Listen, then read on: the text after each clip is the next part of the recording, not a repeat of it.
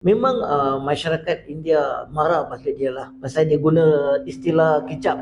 Bila guna botol kicap, jadi personal lah. Setakat suka tak suka tu biasalah. Bagi saya kita ada pilihan, suka tak suka, nak sokong siapa-siapa. Tapi sekarang ni bila timbulnya kekerasan, dan baru-baru ni kita dapat tengok Cikgu Chandra antara yang kita lihat 3 biji kereta di rumahnya terbakar. Kemudian adanya serangan daripada mereka yang bertopeng cuba masuk dalam rumah bawa barang dan sebagainya. Jadi dah sampai ke tahap ini bukan lagi sokong menyokong dah ni. Dia dah sampai tahap yang sangat ekstrim.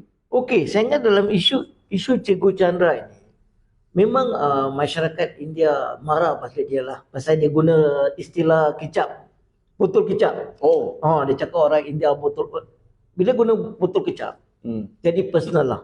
Walau apapun keadaan itu, saya rasa tak bolehlah pergi ke sampai tahap bakar kereta dan cuba menganiayai keluarga dia dan dialah keselamatan dia.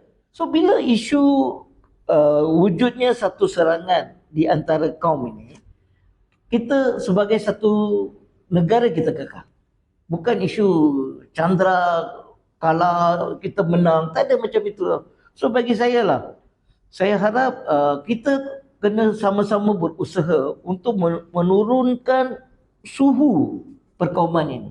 Itu tanggungjawab semua. Bagi saya lah, orang suka kan bila macam ada Tuan Imran, Syed Imran dia minta dia sokong orang India, suruh dia nak bantu kuih semua, orang suka. Kita dua-dua kaum ni kena memainkan peranan. Macam contohnya, orang India kena mainkan peranan di kalangan orang India untuk turunkan suhu. Dan orang Melayu kena buat peranan yang sama di kalangan orang Melayu untuk turunkan suhu. Memang ada karakter macam itu.